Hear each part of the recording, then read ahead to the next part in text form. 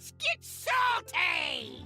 Everyone, Zeddy here again today with another Across the Timeways card review, and Mark has just revealed the return of one of the most requested legendary cards ever in Toki. Toki comes back, but instead of giving you a random legendary, she's gonna give you infinite random spells, and that can include cards like Ice Block. It is a little bit spooky, probably bad, but you never know. So we're gonna take a look at these cards, or this one card. She deserves her own review. I don't care what anyone says. Toki deserves their own review. If you want to win this card or any of the other cards in this expansion, we're giving away 2 regular pre-orders and 3 mega bundles out of my pocket. To enter that giveaway, like and comment on the video, link down below. Yeah, that one. With that thumbnail over there.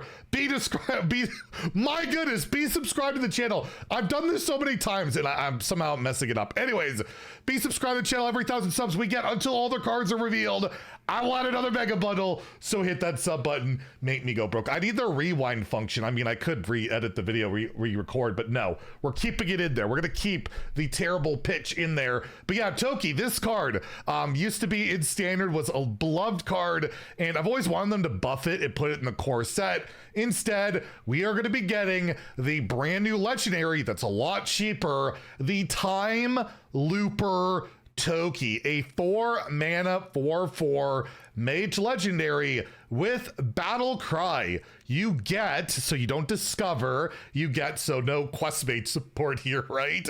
Get 4 random spells from the past. When you play all 4, you get another Time Looper Toki. So yeah, you'll get 4 random spells, you play them, and you can get Toki back. And then when you play Toki, you play 4 spells, and then you can play those, and then you get Time Looper Toki back. Then you play those 4 spells, and then you get the idea, right? It can go infinite as long as you play those spells. You're good to go. So you're never gonna run out of value if you have this card. There is some huge downsides to a lot of the things. Like, what if I get, I don't know, Glacial Mysteries? I never want to play that. I'm pretty screwed. There's a lot of, questionable spells from the past, but there are some incredibly toxic spells from the past. You can get Objection, you can get Solid Alibi, you can get Ice Block, and then Rewind, and get you can get some pretty disgusting stuff. You can get Potion of Illusion and get even more Tokis and more value, or combo it with something else. The possibilities are basically endless with the amount of spells in Mage. But the thing is, Mage, very spell heavy class. Mage has gotten, I don't know, maybe more spells than any other class ever. We'd have to do the research, which I am unwilling to do, as I'm a terrible content creator. But yeah, there's a huge breadth of spells that you can hit, and you might not be able to play them. You're also playing a 4-mana 4/4. You're not even getting Yeti stats. What are we doing here? So there is some huge downsides to the card. And as I have talked about for, I feel like the last few years in Hearthstone, it feels like ever since Stormwind really came in, value isn't what it used to be in Hearthstone.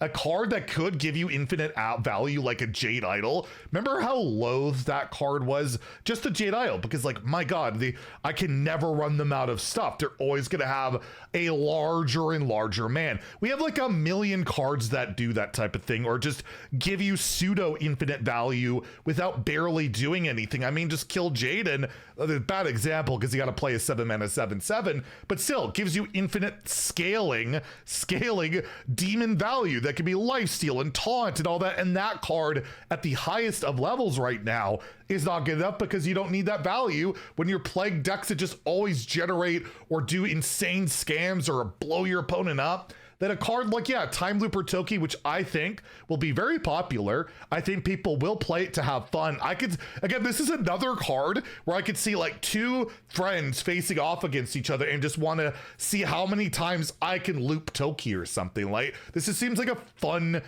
card. But is it going to be competitive in today's Hearthstone? Very unlikely. Even consider Infatize the Maxitude was like the last pure, like, kind of infinite value card in Mage.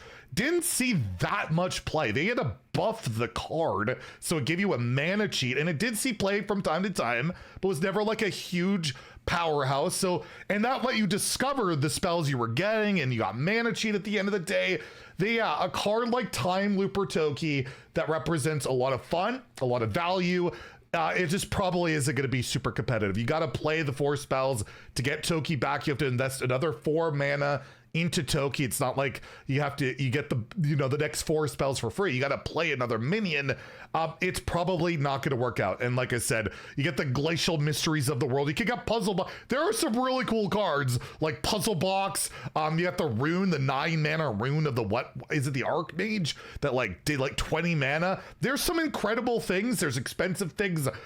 There's the whole glacial, freeze your enemy and get water lilies. Oh wait, we have Tsunami. That's better than that. But regardless, there's a ton of stuff. But at the end of the day, yeah, I don't think Time Looper Toki will be a competitive card. I just think it'll be a popular card, like the original Toki. The original Toki was never good. People just like cards like that, and I am perfectly fine with them making cards that might not necessarily see a ton of competitive play, as long as people are playing Hearthstone and having fun, and be pretty cool in arena. This would be a pretty good arena pick. So yeah, I will give it, I kind of got to give it a 1 in standard. Like because I am a fan of Toki and what she represents, I will give her a 2. I will give her a 2 despite the fact I think she has 0 chance of seeing meta play. I don't see it, but I will give her an honorable 2 for being Toki and being a Mark reveal. I always appreciate when Mark gets a reveal. And in Wild, where I just played a game of Hostage Mage where I did like infinite damage, infinite ice blocks, infinite alibis with Romath, right?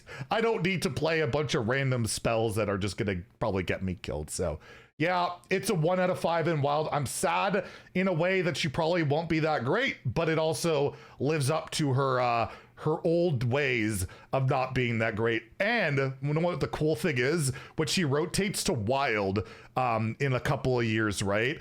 You can play the original Toki and generate Time Looper Toki for a true time loop, right? That will come full circle one day. I am ready for that Reddit screenshot. We just have to have Hearthstone survive a couple more years. Who knows if that will happen, right? Anyways, let me know what you think about Toki in the comments down below. One video for a pretty bad card, but I don't care. Toki absolutely deserves the treatment. And yeah, tune in. I believe in a couple more hours, Blister Guy has got the last mage cards to go over. They haven't been great. Will we get some better stuff? Tune in, find out. If you enjoy the video, please like and subscribe. Have a great day and stay Toki, my friends.